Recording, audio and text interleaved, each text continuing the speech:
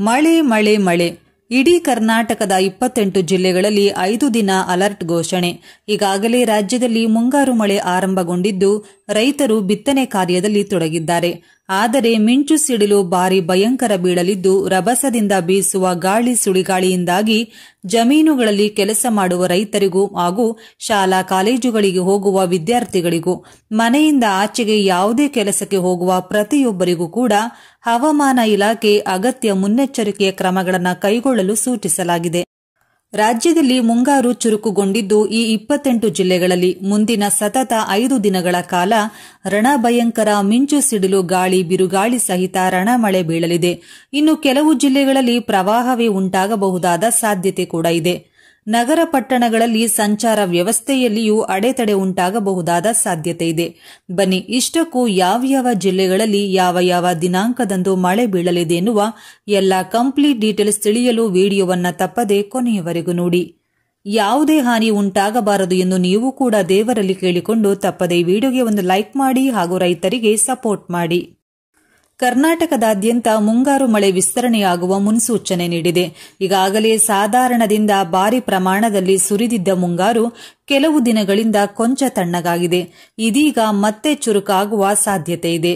ರಾಜ್ಯದ ಅನೇಕ ಜಿಲ್ಲೆಗಳಲ್ಲಿ ಮುಂದಿನ 5 ದಿನ ವ್ಯಾಪಕ ಮಳೆಯಾಗಲಿದೆ ಎಂದು ಭಾರತೀಯ ಹವಾಮಾನ ಇಲಾಖೆ ರಾಜ್ಯದ ಹವಾಮಾನ ತಜ್ಞರು ಎಚ್ಚರಿಸಿದ್ದಾರೆ. ಬುಧವಾರ ಹವಾಮಾನ ಇಲಾಖೆ ನೀಡಿರುವ ಹವಾಮಾನ ಸೂಚನೆಯ ವರದಿಯ ಪ್ರಕಾರ ಇಂತಿಷ್ಟು ದಿನಗಳ ಕಾಲ ಮುಂಗಾರು ಮಳೆ ಹಂತ ಹಂತವಾಗಿ ಎಲ್ಲಾ ಜಿಲ್ಲೆಗಳಲ್ಲೂ ಚುರುಕಾಗಲಿದೆ. ಉತ್ತರ ಕರ್ನಾಟಕದ ಜಿಲ್ಲೆಗಳಲ್ಲಿ ಹೆಚ್ಚಿನ ಮಳೆಯಾಗಲಿದೆ. ಬಿರುಗಾಳಿ ಸಹಿತ ಸಾಧಾರಣ ಮಳೆಯಾಗಲಿದೆ. ಇಲ್ಲಿ ಪ್ರತಿ ಗಂಟೆಗೆ 40 ರಿಂದ 50 ಕಿಲೋಮೀಟರ್ ವೇಗದಲ್ಲಿ ಗಾಳಿ ಬೀಸಲಿದೆ ಎಂಬ ಮುನ್ಸೂಚನೆ ಇದೆ. ಉತ್ತರ ಒಳನಾಡಿನ ಜೊತೆ 3 ಮತ್ತು 4ನೆಯ ದಿನ ಉಡುಪಿ, ಉತ್ತರ ಕನ್ನಡ ಹಾಗೂ ದಕ್ಷಿಣ ಕನ್ನಡ ಜಿಲ್ಲೆಗಳ ಕರಾವಳಿಯನ್ನ ಹೊರತುಪಡಿಸಿ ಉಳಿದ ಎಲ್ಲ 28 ಜಿಲ್ಲೆಗಳಿಗೆ ಅಲ್ಲಲ್ಲಿ ಹಗುರ ಹಾಗೂ ಸಾಧಾರಣ ಮಳೆ ಸುರಿಯಲಿದೆ. ಗಾಳಿಯ ವೇಗ ಹೆಚ್ಚಿರಲಿದೆ. ಇದೇ ವೇಳೆ ಕರಾವಳಿ ಭಾಗದಲ್ಲಿ ಹೆಚ್ಚಿನ ಪ್ರಮಾಣದಲ್ಲಿ ಜೋರು ಗಾಳಿ ಬೀಸಲಿದೆ. ಆದರೆ ತುಂತುರು ಮಳೆಯಾಗಬಹುದು ಹೊರತು ಹೆಚ್ಚಿನ ಪ್ರಮಾಣದಲ್ಲಿ ಜೋರು ಗಾಳಿ ಬೀಸಲಿದೆ. ಆದರೆ ತುಂತುರು ಮಳೆಯಾಗಲಿದೆ. ಆದರೆ ಭಾರೀ ಮಳೆಯ ಗುಣಲಕ್ಷಣಗಳು ಇಲ್ಲ ಎಂದು ಹವಾಮಾನ ಇಲಾಖೆ ದೃಢಪಡಿಸಿದೆ. ಈ ಜಿಲ್ಲೆಗಳಲ್ಲಿ ಜೋರು ಮಳೆಯ ನಿರೀಕ್ಷೆ.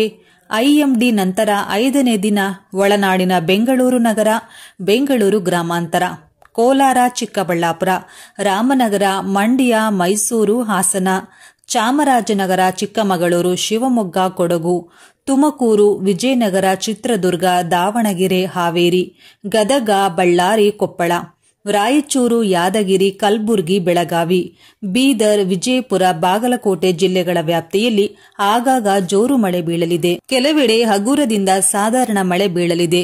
ಈ ಮೂಲಕ ರಾಜ್ಯದಲ್ಲಿ ಮುಂಗಾರು ಮಳೆ 2ನೇ ಬಾರಿಗೆ ಹೆಚ್ಚಿನ ಮಳೆ ಸುರಿಯುವ ನಿರೀಕ್ಷೆ ಇದೆ. ಇನ್ನು ಬೆಂಗಳೂರು ನಗರದ ವಾತಾವರಣದ ಬಗ್ಗೆ ಪ್ರತ್ಯೇಕವಾಗಿ ನೋಡುವುದಾದರೆ ಮುಂದಿನ 48 ಗಂಟೆಗಳ ಕಾಲ ಆಗಾಗ ಬಿಸಿಲಿನ ಜೊತೆಗೆ ಮಬ್ಬು ವಾತಾವರಣ, ತಂಪು ಗಾಳಿ ಕಂಡುಬರಲಿದೆ. ಕೆಲವೆಡೆ ಲಘು ಮಳೆಯಾಗುವ ಸಾಧ್ಯತೆ ಇದೆ. ಇದರ ಹೊರತಾಗಿ ಎಲ್ಲಿಯೂ ಜೋರು ಮಳೆಯಾಗುವುದು ಅನುಮಾನವಾಗಿದೆ. ಇನ್ನು ಕೊಡಗು, ಮಡಿಕೇರಿ, ಮೈಸೂರು, ಶಿವಮೊಗ್ಗ, ಚಿಕ್ಕಮಗಳೂರು ಹಾಗೂ ಸುತ್ತಮುತ್ತಲಿನ ಪ್ರದೇಶಗಳಲ್ಲಿ ನಿರಂತರ ಮಳೆ ಬರುತ್ತಿರುವ ಕಾರಣದಿಂದಾಗಿ ಕೃಷ್ಣರಾಜಸಾಗರ, ಕಬಿನಿ, ಹಾರಂಗಿ, ಹೇಮಾವತಿ, ಮೆಟ್ಟೂರು ಜಲಾಶಯಗಳಲ್ಲಿ ನೀರಿನ ಸಂಗ್ರಹ ಹೆಚ್ಚಾಗುತ್ತಿದೆ. ಕೆಆರ್ಎಸ್ ಡ್ಯಾಂ ಕಬಿನಿ ಜಲಾಶಯದಿಂದ ನೀರನ್ನು ಹೊರಬಿಟ್ಟಿದ್ದು ಡ್ಯಾಂ ಕೆಳಭಾಗದ ಜನರಿಗೆ ಎಚ್ಚರಿಕೆಯನ್ನು ಕೂಡ ನೀಡಲಾಗುತ್ತಿದೆ ಎಂದು ನೀರಾವರಿ ನಿಗಮ ಮಾಹಿತಿಯನ್ನ ನೀಡಿದೆ.